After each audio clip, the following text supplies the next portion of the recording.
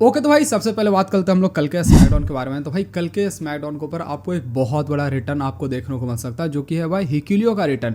Basically भाई multiple media sources ने भाई इस बात को कंफर्म कर दिया है कि भाई कल का जो मंडे नाइट रॉ होने वाला वहाँ पर भाई ब्लड लाइन का एक नया मेंबर का आपको रिटर्न देखने को मिलेगा। तो मतलब हिक्यूलियो का कल रिटर्न होने वाला ये चीज़ कंफर्म हो चुका है और ये हिक्यूलियो का ही नाम निकल कर सामने आ रहा है। मैं पर्सनली चाहता हूँ भाई ब्लड लाइन का स्टोरी लाइन डब्ल्यू वाले अच्छे से करवाएं। और अगर देखा जाए इन जेनुइन तो भाई ब्लड लाइन का जो स्टोरी लाइन है जनरली मतलब वो सेथ रॉलिंस का स्टोरी लाइन से ज़्यादा रिच स्टोरी लाइन है। मतलब रोमन रेंज जिस तरीके से पूरा लेगेसी को मेंटेन किए पिछले 3-4 साल में, तो डब्ल्यू वालों को भाई ज़्यादा ये सोलो सिक्वा के स्टोरी लाइन के ऊपर ध्यान देना चाहिए। और कल के स्मैकडाउन के ऊपर आपको हिक्यूलियो का भी रिटर्न आपको देखने को मिलने वाला है।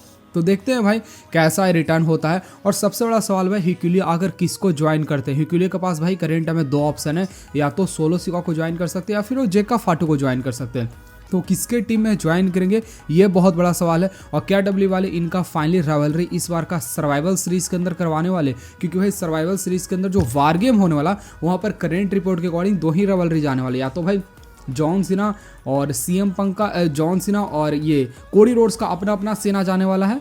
जॉन सीना का अपना सेना, कोडी रोड्स का अपना सेना, या फिर भाई सोलो सिक्वा और जेका फाटू का अपना अपना सेना के बीच में सर्वाइवल सीरीज वार गेम देखने को मिलेगा। तो देखते हैं भाई क्या होता है एग्जैक्टली। बाकी मैं यही होप करूंगा कि भाई कल का दिन जो स्मैकडाउन के ऊपर हिक्यूलियो का जो डेब्यू हो मतलब काफी कमाल का हो। बाकी आगे बात करते हैं हम लोग ब्री वेला के बारे में। तो लो भैया ब्री वेला के बारे में कंफर्म रिपोर्ट निकल कर सामने आ चुका है कि हाँ भैया ब्री वेला भाई डब्ल्यूडब्ल्यूई कंपनी के अंदर फाइनली आने वाले। तो मतलब बेला ट्विंस भाई आपको बहुत जल्द डब्ल्यूडब्ल्यूई कंपनी के अंदर आपको दोनों देखने को मिलेगी। अभी करेंट टाइम में आपको मतलब निकी वेला देखने को मिल रही है।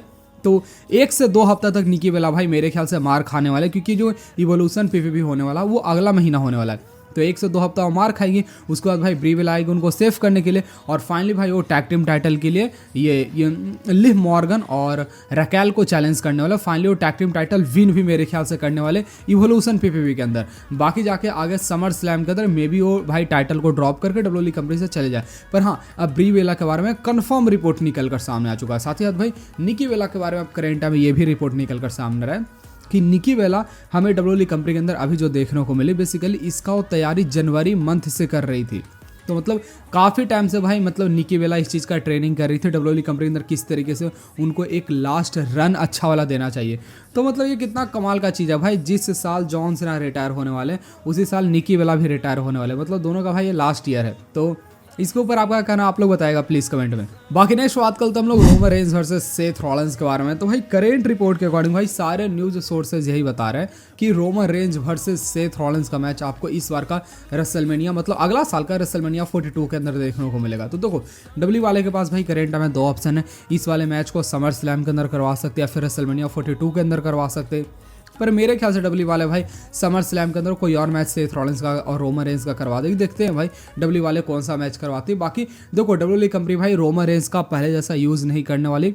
कई बार मैं आपको इस बात को बता चुका हूँ कि पहले जिस तरीके से रोमन रेंज आते थे पूरा स्टोरी लाइन चलाते थे और पूरा स्टोरी लाइन चलाने के बाद वो मतलब हम लोग को मज़ा आता था, अब ऐसा कुछ नहीं होने वाला है।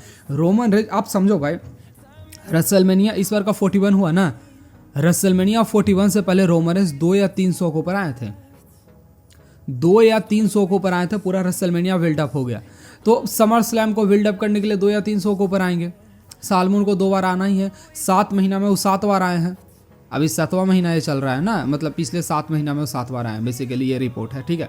तो आप ज़्यादा रोमन रेंज आप मतलब करेंट में एक्सपेक्ट नहीं कर सकते हो। पर हाँ रेसलमेनिया 42 के अंदर Roman Reigns versus Seth Rollins का मैच देखने को मिलेगा, जहाँ रोमन रेंज भाई सेथ रॉलिंस को ओवर करके मतलब सेथ रॉलिंस को ओवर करेंगे और रोमन रेंज मेरे ख्याल से मोस्ट प्रोबेबली खुद ही मैच को हार कर डब्ल्यूडब्ल्यूई कंपनी मतलब ब्रेक लेंगे थोड़ा सा समर स्लैम के लिए। तो यही सारा कुछ होने वाला है। अब रोमन रेंज को डब्ल्यू वाले भाई एज ए फुल टाइमर कभी वापस नहीं लाने वाले। और रोमन रेंज के फैंस का जो भी उम्मीद था भाई वो सब पानी फिर चुका। अब उसके बारे में ज़्यादा डिस्कस करने का जरूरत नहीं, मैं कई बार डिस्कस करके आपको बता चुका हूँ। बाकी नेक्स्ट बात करते हो अपने सेथ फ्रिकिंग रॉलिंस के बारे में। तो भाई सेथ रॉलिंस के टीम के लिए डब्ल्यू वाले एक और नया काम करने वाले, जो कि भाई एक नया थीम सॉन्ग लॉन्च करना। बहुत जल्द डब्ल्यू वाले भाई सेथ रॉलिंस की टीम को एक नया थीम सॉन्ग देने वाली है और ये थीम सॉन्ग आपको बहुत जल्द देखने को मिलेगा। 1 से 2 हफ्ता के अंदर डब्ल्यू वाले नया लाने वाले। तो चलो ठीक है भाई। बाकी मेरे ख्याल से भाई सबसे पहले इस वाले फ्रैक्शन का नाम देना चाहिए था भाई। मतलब नाम हम लोग को पता ही नहीं भाई इस फ्रैक्शन का क्या नाम है। मेरे ख्याल से सबसे पहले भाई नाम देना चाहिए था। जैसे रोमर एज आते थे ना, ब्लड लाइन एक्नॉलेज में पूरा मर्चेंडाइज निकल रहा है, सारा चीज़ निकल रहा है, तो मेरे ख्याल से ऐसा करना चाहिए था।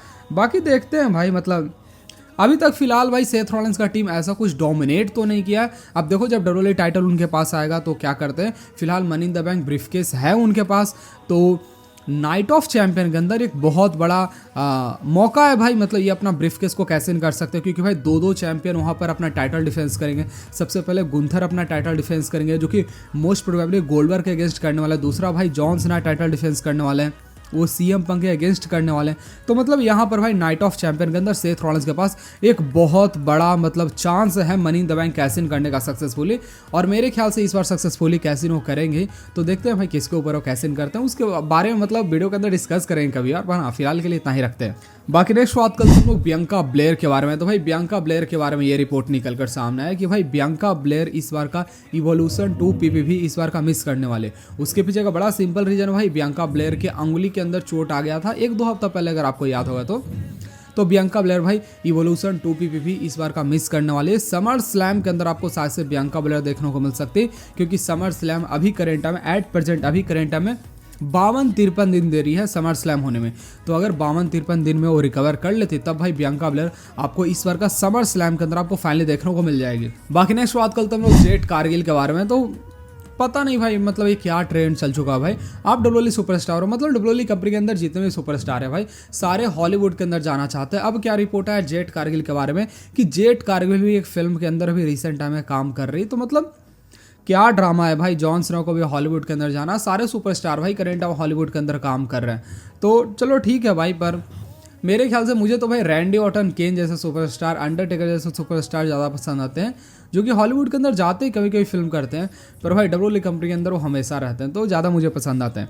बाकी जेट कारगिल का फिल्म जो है वो कब आएगा मुझे नहीं पता, थ्रिलर फिल्म कोई है, तो बहुत जल्द ये फिल्म के अंदर भी आपको देखने को मिलेगी, और डब्ल्यूडब्ल्यूई कंपनी से बहुत जल्द ये ब्रेक लेने वाले, स्टोरी लाइन आपको ऐसा वैसा देखने को मिलेगा। बाकी आगे बात करते हम लोग कोलिजन शो के व्यूअरशिप के बारे में। तो भाई कोलिजन शो का व्यूअरशिप निकल कर सामने आ चुका है, 3,97,000 के करीब निकल कर सामने है, जो कि भाई एवरेज सा व्यूअरशिप है। और साथ ही साथ भाई अगर मैं आपको बताऊं डायनामाइट शो के व्यूअरशिप के बारे में, जो कि भाई सबसे ज़्यादा टॉप रेटेड शो है AW कंपनी का, तो उसका व्यूअरशिप भाई 5,97,000 के करीब निकल कर सामने है, जो कि अप्रोक्स 6 लाख के करीब आता है। बाकी नेक्स्ट बात करते हम लोग अंडरटेकर के बारे में। तो भाई अंडरटेकर ने भाई इस बात को क्लेम किया है कि रेसलमेनिया 41 से ही उनको हार्ट के अंदर प्रॉब्लम था, और अब वो करेंट टाइम में 1 से 2 हफ्ते के अंदर उनको ऐसे सर्जरी भी करवाना होगा। देखो एक जो रेसलर होता है ना भाई, जब वो अपना जवानी में होता है, जब वो मैच रेसल कर रहा होता है, तब उनको हेल्थ इशू उतना नहीं आता है, पर जैसे वो 50 और 60 क्रॉस करता है, वो सारा जितना पेन उन्होंने जितना सहा है पूरे जवानी में, वो सारा बैक आता है। तो बहुत सारे सुपरस्टार को भाई आपने देखा होगा मल्टीपल सर्जरी करवाना पड़ता है इस एज में। आपको लग रहा होगा भाई अंडरटेकर तो भाई मैच नहीं रेसल कर रहा है, पर हाँ वो जितना पहले घोपे हैं सुई वगैरह, या फिर जितना वो एक्सरसाइज की, वो सारा चीज़ भाई कभी न कभी आता है। तो अंडरटेकर मेरे ख्याल से रिकवर कर जाएंगे भाई, इन लोग बड़े अमीर आदमी है, तो मतलब इन लोगों को उतना दिक्कत नहीं होने वाला मेरे ख्याल से। बाकी नेक्स्ट बात कल तक हम लोग अपने द बिल गोल्डबर्ग के बारे में। तो भाई कल तक गोल्डबर्ग के बारे में भाई तुक्का लग रहा था कि गोल्डबर्ग शायद से आपको नेक्स्ट मंडे नाइट रॉ पर आपको देखने को मिल सकते हैं, पर भाई अब current time multiple news channel वाले इस बात को भाई 100% कन्फर्म कर दिए कि आपको गोल्डबर्ग आपको नेक्स्ट मंडे नाइट रॉ पर देखने को मिलने वाले हैं। तो अब आपके माइंड में भाई बिल्कुल कोई सवाल नहीं आना चाहिए, गोल्डबर्ग वर्सेस गुंथर का मैच इस बार का होने वाला है नाइट ऑफ चैंपियन के अंदर, और गोल्डबर्ग फिलहाल के लिए आने वाले हैं कल के मंडे नाइट रॉ पर, मतलब नेक्स्ट मंडे नाइट रॉ पर, ठीक है। बाकी इस मैच को भाई कौन विन करेगा, बहुत ऑब्वियस बात है, गोल्डबर्ग तो विन नहीं करने वाला। डब्ल्यू वाले भाई इस एज में गोल्डबर्ग को टाइटल नहीं देने वाले। अगर गोल्डबर्ग अगर टाइटल को विन कर जाता है तब भाई गोल्डबर्ग एक ऐसा रिकॉर्ड बना देंगे जो कि डब्ल्यू हिस्ट्री के अंदर कोई भी सुपरस्टार आज तक नहीं बनाए। विंस मैकमैन डब्ल्यूडब्ल्यूई कंपनी को सुपरस्टार थे जो कि भाई 55 की एज में डब्ल्यूडब्ल्यूई टाइटल को होल्ड किए थे, और अगर गोल्डबर्ग अगर इस टाइम पर अगर डब्ल्यूडब्ल्यूई टाइटल होल्ड कर लेते तो ये 58 के एज में होल्ड करने वाले पहले सुपरस्टार बन जाएंगे पूरे रेसलिंग वर्ल्ड के। तो मेरे ख्याल से डब्ल्यू वाले भाई इतना बड़ा रिकॉर्ड गोल्डबर्ग के नाम नहीं करने वाला, कोई इसका सेंस नहीं बनता भाई। गोल्डबर्ग आखिरी मैच रेसल कर रहे हैं, 1-2 मैच रेसल कर ले, चलो ठीक है चले जाए। हाँ एक टाइम पर मुझे गोल्डबर्ग बहुत पसंद है, पर मतलब अब करंट में बहुत ज़्यादा एज हो चुका है ना, तो ठीक है अभी इस एज में इतना ज़्यादा पुश करना मेरे ख्याल से कुछ सही नहीं है। बाकी नेक्स्ट बात करते हम लोग ड्राफ्ट के बारे में। तो भाई ड्राफ्ट को लेकर भाई आप लोग बहुत सारे लोग सवाल पूछ रहे थे भाई ड्राफ्ट कब होने वाला, तो भाई उसके रिलेटेड भाई न्यूज़ फाइनली निकल कर सामने आ चुका है, और इस बार का जो समर स्लैम आपको देखने को मिलेगा, समर स्लैम के बाद वाले मंडे नाइट रॉ स्मैकडाउन के ऊपर डब्ल्यू वाले भाई ड्राफ्ट रखने वाली। तो पहले क्या होता था, रेसलमेनिया 41 के बाद आपको देखने को मिलता था, पर इस बार आपको समर स्लैम के बाद आपको ड्राफ्ट देखने को मिलेगा। और मोस्ट प्रोबेबली बहुत सारे सुपरस्टार इस बार आपको NXT से भी मेन रोस्टर के ऊपर आपको आते हुए दिखने वाले। बाकी आगे बात करते हम लोग ऑस्टिन थ्योरी के बारे में। तो भाई ऑस्टिन थ्योरी का भाई डब्ल्यू वाले ने भाई फाइनली बेफेस स्टैंड कर दिया। अभी भाई बेसिकली उनका बेफेस स्टैंड जो हुआ है वो लाइव इवेंट के अंदर हुआ है। बेसिकली भाई ड्रैगन ली के साथ वो रिसेंट टाइम में लाइव इवेंट के अंदर भाई वो मैच रेसल कर रहे थे, जहाँ जाते जाते भाई वो हैंड से किए हैं ड्रैगन ली के साथ। तो मैं सही बताऊं भाई, मतलब उनका बेफेस स्टैंड हो जाए चलो ठीक है, मैं हैप्पी हूं। पर ये जो ट्रिपल एच है ना, इसका नियत बिल्कुल नहीं साफ है भाई। ये कभी भी ऑस्टिन थ्योरी को पुश करना नहीं चाहता है। ऑस्टिन थ्योरी वो सुपरस्टार था जो कि भाई रॉक के साथ सेगमेंट करता था। लिटरली किसके साथ नहीं मैच रेसल किया भाई, ब्रॉक लेसनर के साथ करता था, रोमन रेंज के साथ करता था। एक टाइम पर ब्रीफकेस लेके रोमन रेंज के पास जाता था ये कि मैं तुम्हारे ऊपर कैसे कर दूंगा। 2022 वो साल था अगर आपको याद होगा। तो मेरे को ऐसा सीरियसली नहीं लगता भाई डब्ल्यू वाले मतलब सीरियसली कुछ भी सोच रहे ऑस्टिन थ्योरी के बारे में, स्पेशली ट्रिपल एच। तो ऑस्टिन थ्योरी का बेफेस स्टैंड आपको बहुत जल्द देखने को मिलेगा, पर मेरे ख्याल से डब्ल्यू वाले अब कुछ नहीं करने वाले। मतलब एक एरा था भाई ऑस्टिन थ्योरी का, जब उनके पास US टाइटल था, बॉबी लैस्ली के साथ मैच रेसल करता था। खत्म हो गया भाई ऑस्टिन थ्योरी को लेकर। लिटरली मैं एक टाइम पर ऐसा वीडियो बनाया था यूट्यूब पर जहां मैंने क्लेम किया था कि ये जो रोमन रेंज है ना, रोमन रेंज के टाइटल रेन को ऑस्टिन थ्योरी तोड़ सकता है, क्योंकि ऑस्टिन थ्योरी डब्ल्यूडब्ल्यूई कंपनी का सबसे यंगेस्ट टैलेंट है। 2022 के अंदर मैंने वीडियो बनाया था, शायद से 22 नहीं 23 के अंदर। 22 के अंदर तो मैं यूट्यूब उतना करता नहीं था, 23 के अंदर मैंने बनाया था।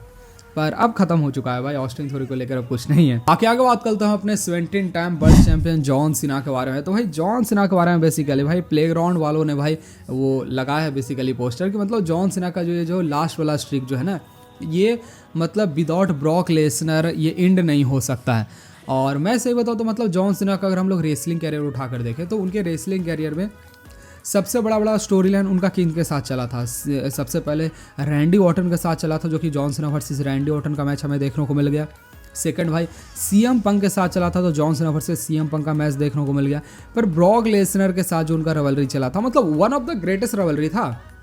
मतलब 2012 जो साल था ना डब्ल्यूडब्ल्यूई कंपनी का, सबसे आज तक का मुझे ग्रेटेस्ट साल लगता है।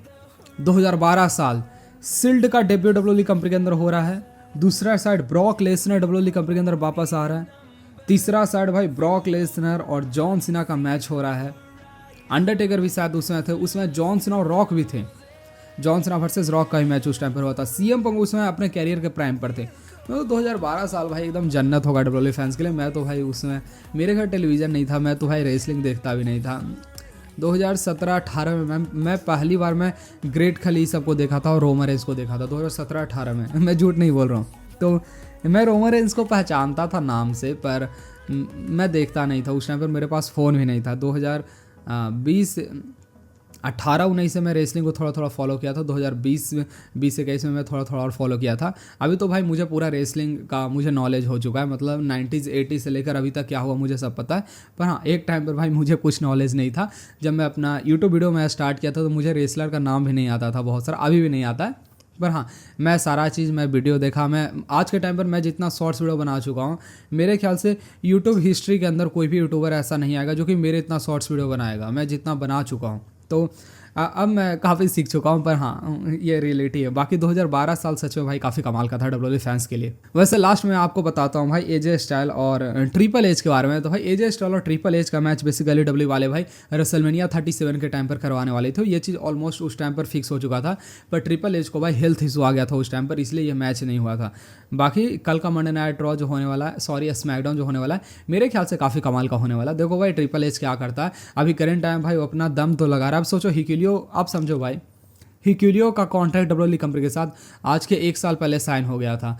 रेसलमेनिया 40 के जस्ट बाद साइन हुआ था, और अभी रेसलमेनिया 41 के 2-3 महीना बाद डब्ल्यू वाले भाई हिक्यूलियो को बुला रही। तो पता नहीं भाई क्या स्टोरी लाइन इन लोगों का चलता है। पर हाँ, होप करेंगे कल का स्मैकडाउन अच्छा हो। और बाकी वीडियो पसंद आया तो भाई वीडियो को लाइक करके चैनल को सब्सक्राइब करना मत भूलिएगा।